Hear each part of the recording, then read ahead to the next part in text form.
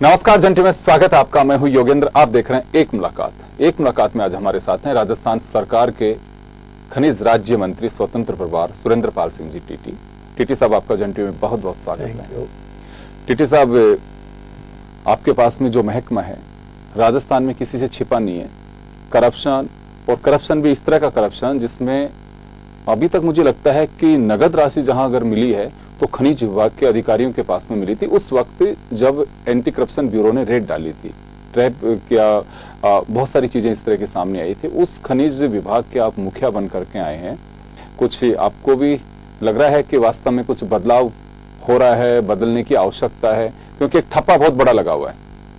देखिए, राजस्थान बहुत सौभाग्यशाली है कि इसकी धरती के अंदर बहुत बड़ा खजाना मिनरल्स का पड़ा है।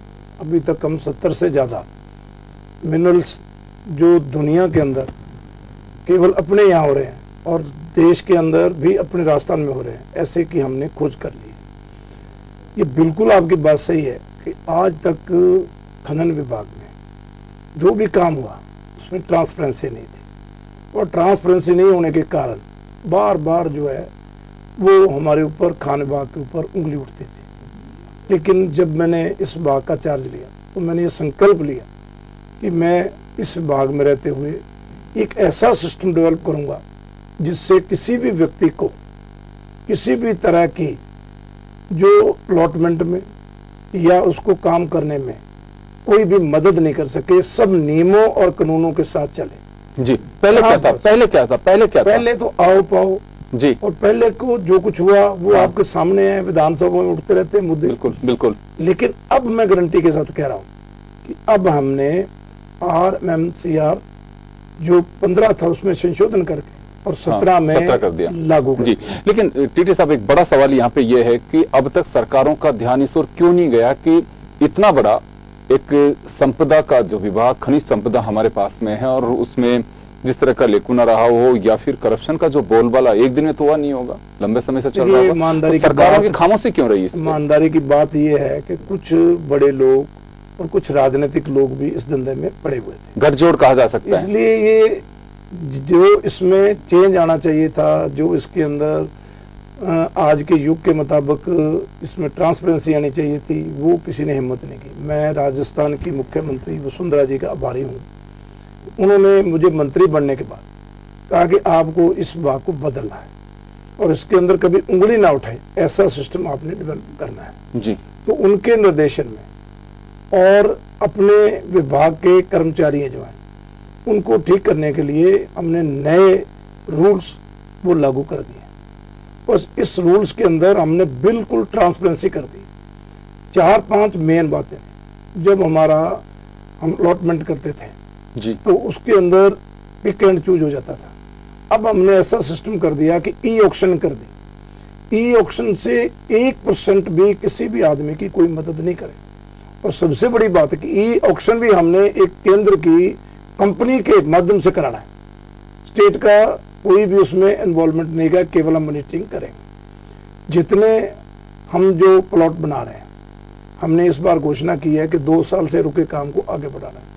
तो मेरा लक्ष्य है कि 1000 नए प्लॉट और 1600 से ज्यादा पुरानी LOI जो सेव्ड की है, और जिप्सम के अंदर माननीय मुख्यमंत्री जी ने किसानों को एक बहुत बड़ी राहत दी कि जिस खेत में जिप्सम है किसान के, उसका मालिक वही है, और भूमि सुधार में उसको लेके और जिला कलेक्टर के यहाँ कमेटी बना के उसमें से खनन का अधिकार किसान को दे दिया। बिल्कुल सही कह रहे हैं सर। ये पिछले सत्र की भी बात थी जब चर्चा की गई थी, 16 वाला जो सत्र था, इसमें भी उस वक्त कहा गया था। लेकिन यहाँ एक बड़ी बात यह है कि जो आप लोग कह रहे हैं कि उसका प्लान चेंज करने की बात है, कन्वर्जन की जो बात कर रहे हैं, उसमें अभी भी दिक्कत है। किसानों के सामने कहा जा रहा है कि वो चक्कर लगाते हैं, आपने न्याय आपके द्वार, प्रशासन आपके द्वार, ये सारी चीजें भी चलाई, इसमें ये भी एक एजेंडा था, लेकिन राहत मिल नहीं पा रही है। देखिए, 1100 लोगों ने जो मुख्यमंत्री जी ने किसानों को तोहफा दिया उसमें अभी अप्लाई किया जी, उसमें 700 से ज्यादा काम ने निस्तारण कर दिया, और अगले महीने तक सारे 1100 के 11 किसानों को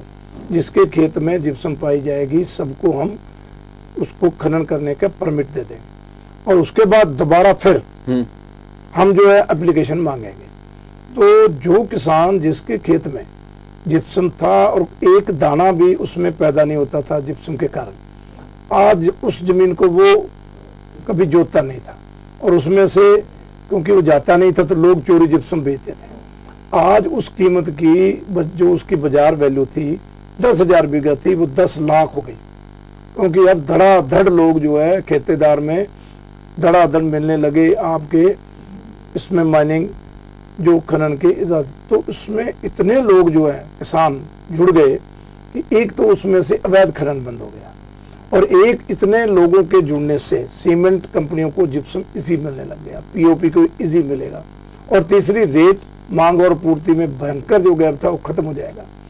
3 बातें से फायदा होगी, किसान का फायदा जी, बिजनेसमैन का फायदा और हमें रेवेन्यू कहीं ज्यादा मिलेगा जी। तो किसान के लिए बहुत बड़ा तोहफा मुख्यमंत्री जी ने। टीटी साहब, जो पॉलिसी चेंज की गई है 2017 कर दिया उसे, अभी जो गाइडलाइन आई है नई खनिज, सेंट्रल गवर्नमेंट का भी उसमें दखल है, क्या कुछ स्थितियां बदलेंगी राजस्थान में? 100% बदलेगी। क्या बदलेगा? देखिए उसमें सबसे पहले तो ये बदलेगा कि कोई भी व्यक्ति किसी भी प्रकार की अलॉटमेंट में किसी की कोई भी मदद नहीं कर पाएगा जी। आप ई ऑक्शन करेंगे? ई ऑक्शन करेंगे, लेकिन उसमें भी आपको लगता है कि रास्ता निकाल लेंगे लोग? आपको बताऊं, हमने 4 ब्लॉक किए थे, इतना बड़ा रेवेन्यू है कि उसमें एक ब्लॉक हमारा नगौर में 5500 करोड़ का छूटा, जो देश का सबसे बड़ा रेवेन्यू था।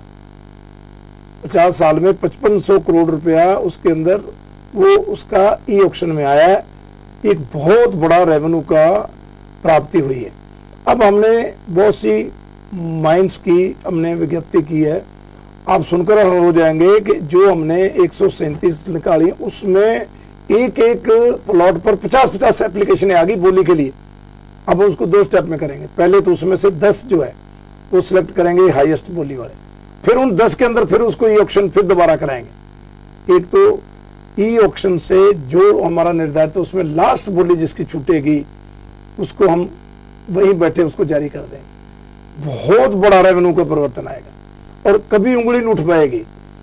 इसके अंदर इतना बड़ा रेवेन्यू बढ़ेगा कि जितना हमने कल्पना की उससे भी ज्यादा, और कोई भी व्यक्ति इसमें भ्रष्टाचार के लांछन नहीं। लेकिन अभी भी कहीं डाउट है आपको कि ये कमी है, उसे भी दूर करने की जरूरत है? नया काम है, इसमें हो सकता है किसी न किसी प्रकार की शिकायत है, लेकिन हमने निरंतर इसके को निगाहें रखी हुई है। कोई भी मान लो कि कोई इंटरनेट सिस्टम में बोली के जो डेट है उसमें कोई गड़बड़ आने पर और करने पर क्या परिस्थिति है, उन सबको हम मॉनिटरिंग करेंगे। हमारी ये कोशिश है कि हम पारदर्शिता सख्ती से लागू करेंगे और हर व्यक्ति को मौका मिलेगा, नंबर 1। नंबर 2, हमने विभाग को आईटी से जोड़ दिया। मैंने घोषणा की थी इस 10 अक्टूबर के बाद सारे रवाना, जो एक बहुत बड़ा रेवेन्यू लीकेज था, एक रवाना पर 4-4 चक्कर लगते थे, बिल्कुल अब हम जो है ई रवानगी जो हमारी है वो इंटरनेट के माध्यम से उसको रवानगी जारी बहुत अच्छा कर रहे हैं। लेकिन जहां से ये लोग बिल्कुल रूरल बेल्ट से जहां से माइनिंग हो रही है वहां पे कैसे इंटरनेट काम करेगा और सारी चीजें कैसे होगी? कोई ऐसी जगह है ही नहीं। वैसे जो राजस्थान संपर्क पोर्टल जो ये नया खुला है आपका जो खाद्य विभाग में, तो लगभग सब जगह चला गया, लेकिन नहीं है तो ई रवाना किसी मित्र से कहीं से भी 2 किलोमीटर जल्द जाके, अब तो उसको लेने के लिए विभाग के चक्कर काटते थे लोग। रवाना देने के लिए विभाग के अधिकारियों को बहुत लोगों को परेशानी सहन करनी पड़ती थी। अब वो ई मित्रा पे कहीं से जाके अपना पैसा भर के 2 मिनट में अपनी रवानगी लेके अपना काम शुरू करेंगे। तो ये तो बहुत बड़ा एक भ्रष्टाचार पे अंकुश लगेगा और एक बहुत बिजनेस इजी हो जाएगा और अपने घर बैठा आदमी अपनी रवानगी ले लेंगे। पहले करप्शन की तो बात थी ही, दूसरी एक चर्चा और थी कि अधिकारी बाईपास करते थे मिनिस्टर्स को। पहले रहा है ये, खुद आपके ही पूर्व मंत्री ने इस बात को स्वीकार किया कि जो प्रिंसिपल सेक्रेटरी हैं उन्हें अवॉइड करते थे, फाइल उन तक आती नहीं थी, उनको मालूम ही नहीं था। अब क्या पोजीशन है विभाग की? देखिए ये तो मैं समझता हूं बिजनेस रूल्स में सारे पावर हम तय करते हैं कि कौन सी फाइल किस लेवल तक आएगी। अगर मान लो कोई फाइल हमारे पास नहीं आ रही तो बिजनेस रूल की पावर है हमें कि हमने तो जो भी चीज लगता है कि यहाँ तो कहते हैं कि ये फाइल मेरे पास आनी चाहिए। तो बिजनेस रूल्स के अंदर सारी पावर मिनिस्टर के पास होती है, वो जिस फाइल को चाहे मंगा सकता है। जो मिनिस्टर है वो सुप्रीम है और उसके नीचे है सारे। अब जो भी फाइल है, कोई भी है, जिसको मर्जी मंगाए, उसमें क्या दिक्कत। अगर कोई लगता है कि निचले लेवल पर गड़बड़ हो रही तो हम उसमें कह सकते हैं कि ये फाइल प्रिंसिपल सेक्रेटरी तक आएगी, उसमें कह सकते हैं कि फाइल का अप्रूवल जो है मिनिस्टर से लेना पड़ेगा। तो हमारे अधिकार क्षेत्र की बात है जी। तो बिजनेस रूल्स में ये सारे पावर्स मिनिस्टर के पास हैं, जिसको किस लेवल तक क्या काम देना। तो कमी कहाँ रही, मंत्री जी अपनी पावर में पहचान पाए। लेकिन मैं कहता हूँ बिजनेस रूल्स में पावर्स हैं, और मंत्री अगर मजबूत हो तो कोई भी फाइल मंगा सकता है। इससे कोई बात नहीं है कि विभाग पकड़ में नहीं होता, विभाग को पकड़ में बनाना पड़ता है। अगर मंत्री में क्षमता है तो सारा भाग उसके आगे जो है वो भय भी खाता है और उसके आगे काम भी करता है। शुरू में कुछ हर्डल्स का सामना करना पड़ा आपको, परेशानी की, क्योंकि बिल्कुल आपके जो विभाग है इसमें भी एक तरह से एक रैकिस्ट लोग थे इसमें, कि बना हुआ था कॉकस से, जैसे आपने खुद ने भी स्वीकार किया कि माफियाज थे इसमें, जो राजनीतिक गठबंधन, लोग माइनिंग के गठबंधन से लोग जुड़े, पैसा भी इसमें रहा है। तो इस वजह से ये विभाग को बिल्कुल अपने कब्जे में ले हुए थे। बिल्कुल, मैं आपको बता दूं, जब मैं विभाग में आया तो मुझे लगा कि मैं ऐसे भाग में आ गया जिसके अंदर पल पल पर चुनौती है, और मुझे ये भी लगा कि मुझे इस भाग में, क्योंकि हमारे उधर माइनिंग नहीं होती, तो समझने में समय लगा, लेकिन ज्यादा समय नहीं लगा। महीने 2 महीने में फाइलें पढ़ के, क्योंकि मेरी आदत है, मैं हर फाइल को घर पे मंगा के पढ़ता हूँ। जब मैंने जो उसकी पढ़ के उसके माध्यम से जो कुछ मैं समझना चाहता था वो सीख गया 2 महीने में। तो अब तो मेरे को टिप्स पे सारा नहीं, शुरू में आपको लगा कि हाँ बिल्कुल ये तो बहुत सुधार की आवश्यकता है? बिल्कुल लगता है, क्योंकि जब फाइलें आती हैं तो उसके अंदर देख के हमें हैरानगी होती है। तो मैंने कहीं सस्पेंड किया ना, और अभी क्या है कि अभी मैं तो नहीं बख्शता, मैं कहता हूँ काम करो तो अधिकारियों को हमारा फुल समर्थन मिलेगा, लेकिन जो काम गलत करेगा उसको पेनलाइज करने में मैं कभी कोताही नहीं करता। मेरा ये मानना है, भय के बगैर और अनुशासन के बगैर भाग नहीं चलता, और इसलिए जितना भी अनुशासन रखा जाएगा और जितना भी कठोर गलत काम करने वाले को दंड दिया जाएगा, उससे दूसरों को नसीहत मिलती है। मैंने कभी किसी से काम गलत करने वाले को बख्शा नहीं। चलिए टीटी साहब, आप हमारे साथ बने रहिए। एक मुलाकात में वक्त हो चला एक छोटे से ब्रेक का। यहाँ एक छोटा सा ब्रेक लेंगे, ब्रेक के बाद हम लौटते हैं और बात करेंगे राजस्थान की रिफाइनरी पर भी, एक छोटे से ब्रेक के लिए। ब्रेक के बाद एक बार फिर आपका स्वागत है। आप देख रहे हैं एक मुलाकात, और एक मुलाकात में हमारे साथ हैं राजस्थान सरकार के राज्य मंत्री स्वतंत्र प्रभार सुरेंद्र पाल सिंह जी टीटी साहब। टीटी साहब, 2 बातें हैं यहाँ पे। एक तो आपने ई ऑक्शन की बात कही, ई रेवेन्यू की भी बात कर दी है, नए ब्लॉक्स और उसके साथ एक एम्प्लॉयमेंट भी होता है। नई खानों की क्या पोजीशन रहेगी? देखिए, निश्चित तौर पर आज जो बिजनेस है वो टेक्निकल ज्यादा हो गया जी। आज चाइना और कई ऐसे कंट्री है जो बाहर से माल लगा के और अपने पॉलिश करके बेच रहे हैं। एक तो बिजनेस को आगे प्रमोट करने के लिए नई टेक्निक का सहारा हम देना चाह रहे हैं। दूसरा, बिजनेस को प्रमोट करने के लिए एक मैपिंग सिस्टम जरूरी है, जो मुख्यमंत्री जी हमें निर्देशित किया है कि आप पूरे राजस्थान का जियोलॉजिकल सर्वे के आधार पर एक ई मैपिंग कराओ, जिसके अंदर दुनिया का कोई व्यक्ति बैठा वहां से ये चीज ढूंढ ले कि कौन सा मिनरल कहां पड़ा है और उसमें वो किस तरह की रुचि लेके इन्वेस्टमेंट करना चाहता है। और मुझे यकीन है कि हम उसमें लगे हुए हैं, और ई मैपिंग होते ही बहुत से देशों से लोग यहाँ आकर कोई सोना ढूंढेगा, कोई कॉपर ढूंढेगा, तो कोई कुछ ढूंढेगा, और कुछ लोग इन्वेस्टमेंट भी करेंगे। माइनिंग डिपार्टमेंट तो पीपी मोड पे नहीं जा रहा है, क्योंकि एक एक करके कई विभाग पे। देखिए, जो भी हमारे उपकरण थे उसका आउटपुट अच्छा नहीं आया। हिंदुस्तान जिंक का उदयपुर में ले लो, जो घंटे में चल रहा था आज कितना प्रॉफिट में चला गया। हमें प्रमोट करना है बिजनेस को, तो पीपी मॉडल कोई बुरा नहीं है, हमें तो रेवेन्यू मिलेगा और हमारा दोहन ठीक होगा। लेकिन अगर हम अपने उपक्रमों के भरोसे चलें और उपक्रम उसमें आउटपुट नहीं दें, तो फिर हमें पीपी मॉडल पे जाना ही पड़ेगा। जी, इसके तह में गए आप कभी कि ऐसा क्यों हो रहा है कि जब प्राइवेट सेक्टर का आदमी आकर के यहाँ अच्छे से पैसे कमा रहा है और हमारे सरकारी उपक्रम जो है हम उसे नहीं, जिम्मेवारी की बात है। जी, ऐसा क्यों? रुचि और जिम्मेवारी। हाँ, क्योंकि अभी तक करेक्टर इतना बोल्ड नहीं हुआ हर व्यक्ति का, कर्मचारी का, कि वो इस भावना से काम करे कि मुझे जो ड्यूटी करनी है वो राष्ट्र हित में करनी है, और मेरी जो ड्यूटीज है उसके अंदर मेरे को ईमानदारी रखनी है, काम में कहीं कोताही नहीं करनी। और यही कारण है कि उपक्रम और गवर्नमेंट सेक्टर उतना कामयाब नहीं हो पाता जितना बनिस्बत प्राइवेट या पीपी मॉडल होता है। एक महत्वपूर्ण जो मुद्दा है वो है रिफाइनरी। पूर्ववर्ती सरकार की भी निगाहें टिकी थी और अपनी उपलब्धि भी मान के चल रहे थे उस वक्त, लेकिन आप लोग जैसे ही सरकार में आए तो मेट्रो और रिफाइनरी दोनों आपकी सरकार के निशाने पे रही और कहा गया कि राजस्थान को बदहाली की ओर ले जा रहे हैं ये। लेकिन आप लोग भी आ रहे हैं, 40,000 करोड़ की बचत की बात आप लोग कर रहे हैं कि इसमें बचे 40,000 करोड़ का गणित समझते बाहर अभी तक कि 40,000 करोड़ कैसे बच गए? देखिए, उस समय केवल राजनीतिक वोटों का लाभ देने के लिए जल्दी जल्दी में एमओयू कर दिया गया जी, और उसके अंदर कोई देखा नहीं गया कि राजस्थान का इतना पैसा लग रहा है और उसके अंदर हमें रिटर्न क्या आएगी। और दूसरी बात यह है कि अगर मान लो किसी के अंदर कमजोरी है तो आजकल एक सिस्टम है, अड़ोसी पड़ोसी की नकल मार लेते हैं बच्चे। तो पड़ोस में बठिंडा रिफाइनरी लगी, मध्य प्रदेश रिफाइनरी लगी, उनको देख लो, वो तो 5-5 साल के जो उनका टैक्स रेवेन्यू है उसको छोड़कर उन्होंने कर लिया और हमारे यहाँ इतना पैसा देने के लिए एमओयू हो गया। मैं मुख्यमंत्री जी का फिर आभार प्रकट करता हूँ और राजस्थान की जनता रिफाइनरी के जो रिव्यू हुआ और जो नया एमओयू है इसके लिए एक इतिहास जो मुख्यमंत्री ने बनाया उसको हमेशा याद रखेगी। लेकिन कॉस्ट में कोई अंतर नहीं आ रहा। मैं आपको ना फर्क कहते नहीं, तो आप बताता हूँ।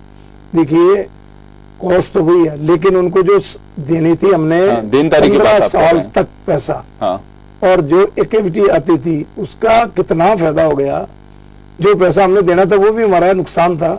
तो जो उन्होंने एमओयू किया था 19 शर्तों और उसी कंपनी से उसी स्थान पर उससे ज्यादा उनका V4 था, हमने V6 पोल्यूशन लेस किया। और सबसे बड़ी बात वो केवल रिफाइनरी थी, हमने रिफाइनरी कम पेट्रोकेमिकल कॉम्प्लेक्स बनाया है। हाँ, तो वो उनके भी था, उनके भी कंडीशन में था कि पेट्रोकेमिकल कॉम्प्लेक्स भी बनेगा वहां। हम उसके अंदर 70,000 करोड़ की आज तक की राजस्थान की सबसे बड़ी इन्वेस्टमेंट कर रहे हैं। ये भी एक रिकॉर्ड बना है। नंबर 1 ये पहली रिफाइनरी होगी देश की जिसके अंदर रिफाइनरी कम पेट्रोकेमिकल्स होगी, नंबर 1।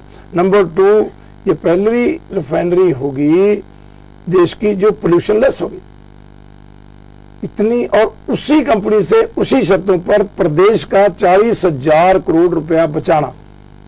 अब वो 40,000 करोड़ रुपया जब उनको कंपनी को देते फिर उनको बाद में लेते, डिवैल्यूएशन में गुड़े तो ये 40 का भी 60 कई कुछ बढ़ जाएगा। लेकिन केवल पैसा जोड़े, डिवैल्यूएशन नहीं जोड़े। 15 साल दो 15 साल वापस दो तो 30 साल में पैसे की वैल्यू क्या रह जाती है।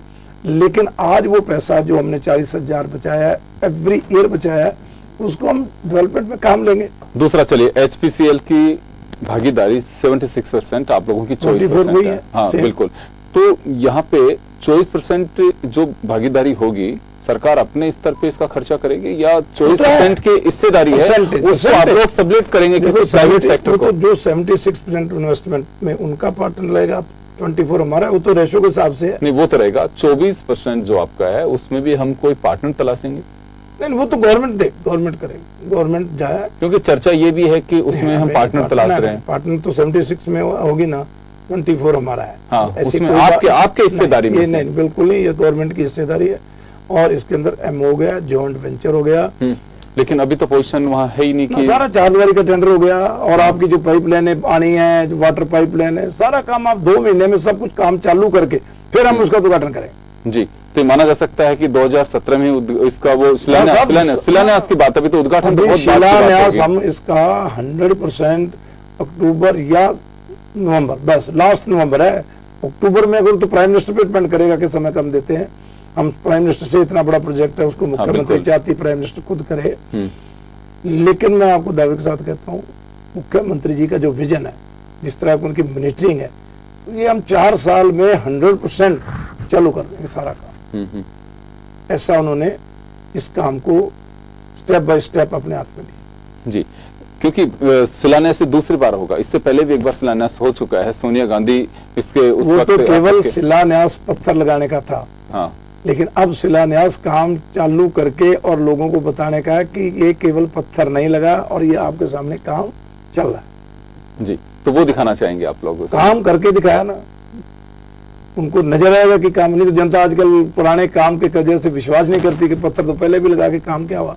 तो हमारी सरकार और हमारी केंद्र सरकार, दोनों सरकारें काम में विश्वास करती हैं, पत्थर लगाने में नहीं करती। प्रधानमंत्री जी उदयपुर आए तो कितना स्पष्ट बोले कि कोटा का ब्रिज है, वो 11 साल तक 300 करोड़ का प्रोजेक्ट पूरा नहीं हुआ कांग्रेस, और हमने 5000 करोड़ के प्रोजेक्ट जो है वो बनाकर डीपीआर और चालू करके और आज उनका उद्घाटन कर दिया। रिफाइनरी में आपको लगता है कि हम बहुत कुछ खो भी चुके हैं कि ये समय से अगर काम शुरू होता तो इसका बेनिफिट मिलता हमें? थोड़ा लेट हुए, लेकिन जितना बड़ी बचत हुई उसके बेनिफिट, और जो देखिए रिफाइनरी को एक दिन का खेल तो है, लंबा रेवेन्यू का ये मामला है। पूर्व मुख्यमंत्री अशोक गहलोत, मैं एक बार फिर उसी सवाल को आपसे दोहरा रहा हूं कि आपने भी कहा कि 40,000 करोड़ हमने बचाए, वो ये बात जानना चाहते हैं, अभी तक पूरी तरह से कोई जवाब नहीं दे पा रहा। धर्मेंद्र प्रधान साहब से भी उन्होंने मीडिया के माध्यम से पता करवाया था कि 40,000 करोड़ की बचत आप बता रहे हैं, लेकिन 40,000 करोड़ की बचत है कैसे? कॉस्ट तो वो नहीं है, मैं आपको बता रहा हूं। जो पैसा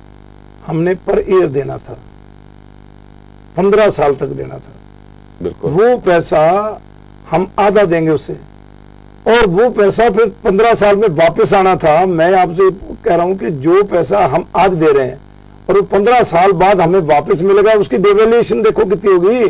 सेंट्रल गवर्नमेंट का ऑर्गेनाइजेशन HPCL और गवर्नमेंट के साथ ही इसका एग्रीमेंट, यही हमारे मुख्यमंत्री और पूर्व मुख्यमंत्री की कार्यशैली में फर्क है। हाँ, क्योंकि वो जिस काम को हाथ में लेती हैं उसको पूरी तरह वो जांच कर, और उसके अंदर क्योंकि उसको उनको ज्ञान है, अच्छी एजुकेटेड है, इसलिए जो काम करती है ना उसमें आउटपुट देती है। तो इसमें उन्होंने कहा कि रिव्यू होगा, तो लोगों ने कहा कि रिव्यू होगा जी, ऐसा ही है जी, तो बंद कर दिया। उन्होंने कहा हम बंद नहीं, हम तो रिफाइनरी लगाना चाहते हैं, लेकिन हमारी कंडीशन पे लगाना चाहते हैं, राजस्थान के हित में लगाना चाहते हैं, वो करके दिखा दिया।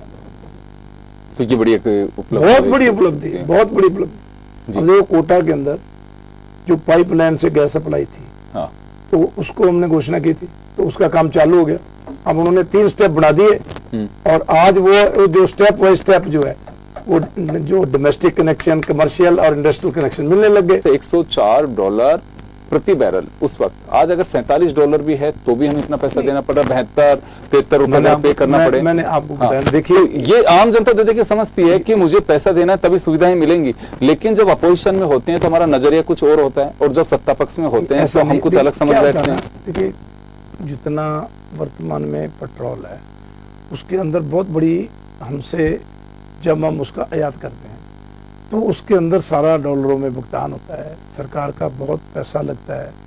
लेकिन जैसे रिफाइनरियां लग रही हैं और आगे खोजा जा रहा है पेट्रोल, तो धीरे धीरे सारी चीजें नियंत्रण में आ जाएंगी। अब देश के प्रधानमंत्री और हमारे मुख्यमंत्री जिस तरह से काम कर रहे हैं, तो आने वाली स्थितियां धीरे धीरे संसाधन, मैं सहमत हूं आपकी बात से, आने वाला वक्त अच्छा हो सकता है, अच्छे दिन आएंगे, आपका स्लोगन भी था, लेकिन वर्तमान में अच्छे दिन का एहसास हो नहीं रहा है कि जो पैसा है वो तो भविष्य में लेके, ये जो हाथ की बात है सरकार की, एक्साइज ड्यूटी कम करे सरकार, टैक्स में को कम करे, तो मुझे लगता है कि राहत मिल सकती है। देखिए प्रधानमंत्री जी ने बार बार भाषणों के अंदर एक बात कही, उन्होंने कभी नहीं कहा कि मैं 6 महीने में, साल में 2022, बार बार बोलते हैं कि मुझे केवल 2022 दे दो। चुनाव तो 19 में होने हैं। देश की जनता 19 तक अच्छे रिजल्ट आ जाए, लेकिन 2022 तक जो लोगों की भावना है उसके मुताबिक हमारा देश जाएगा, ये प्रधानमंत्री का दावा है। हाँ। और राजस्थान में मैं आपको दावे के साथ कहता हूं, इस 3 साल में जितना बड़ा काम मुख्यमंत्री जी ने किया है, आप बजट लगा लो, 1,60,000 करोड़ का इतना बड़ा बजट पहली बार नहीं, वो तो हर साल बढ़ेगा, अगली बार और भी ज्यादा आएगा। इतना बड़ा, इतना कभी नहीं बढ़ा। 1,60,000 करोड़ का बजट और बजट के अनुरूप व्यवस्थाएं, सारा टैक्स कलेक्शन करना, सबसे बड़ी बात है कि टैक्स कलेक्शन नहीं होता, लेकिन इतनी जबरदस्त मुख्यमंत्री जी की मॉनिटरिंग है, हर विभाग का टैक्स कलेक्शन से लेकर हर चीज की हर महीने मॉनिटरिंग करती है। लेकिन एक बात, चलिए खैर अब समय का अभाव है, आप टैक्स रेवेन्यू शेयर और सबकी बात कर रहे हैं। गवर्नमेंट ऑफ इंडिया से जो हमारे यहाँ पे पैसा आता था, आपको मालूम है कितनी कटौती कर चुके, हर उसमें हर एड में हमारे यहाँ कटौती हो रही है। किसी भी चीज को आप लेकर देख लीजिए, कहीं में 50%, किसी में 65%, किसी में 20%, सब में कटौती है। तो विकास जो सेंट्रल गवर्नमेंट के भरोसे हम चल रहे थे, उसमें कैसे संभव है ये सब चीज? मेरे हिसाब से सेंट्रल गवर्नमेंट ने एक फिक्स राशि जो सब स्टेटों को दी है। वैसे तो ये वित्त का मामला है, लेकिन स्टेट को, हरेक को एक फिक्स जो शेयर कर दिया, उसके अंदर काफी पैसा स्टेटों को मिलेगा। लेकिन हम चाहते हैं कि हमारा मुख्यमंत्री जी का विजन है कि हम खुद राजस्थान को अपने पैरों पर खड़ा करें। वो तो करिए, जो भी हमारे संसाधन है, अच्छी बात है, उनको संसाधनों को हम इस स्थिति में उसकी लादे की सबसे ज्यादा। टीटी साहब, मेरा आखिरी सवाल है आपसे ये कि आपको जो जिम्मेदारी मिली है उसमें विजन क्या है और क्या देखना चाहते हैं इसमें? मेरा एक ही विजन है कि मैं अपने विभाग में ट्रांसपेरेंसी से ऐसा सुधार कर दूं कि हमारे विभाग पर कोई उंगली नहीं उठाए और सारा काम बिजनेस का इतना इजी कर दूं कि यहां ज्यादा से ज्यादा निवेश करने के लिए लोग उत्साहित हों और जो बहुत बड़ा हमारा खजाना नीचे पड़ा है उसको खोज करके और पूरी दुनिया में हम अपना जो है मिनरल और हमारा जो खनन विभाग है इसका नाम बढ़ा। चलिए टीटी साहब, हमारी शुभकामनाएं हैं कि आप अपने विभाग को वास्तव में करप्शन फ्री करें, ट्रांसपेरेंसी में लेकर के आए, क्योंकि ये वो महकमा आपको मिला हुआ है जो पिछले दिनों बड़ी सुर्खियों में रहा। भ्रष्टाचार के चलते यहाँ के प्रिंसिपल सेक्रेटरी जेल गए, कई अधिकारियों को जाना पड़ा करप्शन के चलते ही। और ये किसी से छिपा नहीं है कि वो महकमा है जिसमें इसमें कोई संदेह नहीं कि रेवेन्यू तो आता ही है, साथ में लोगों की जेबें भी भरी जाती हैं।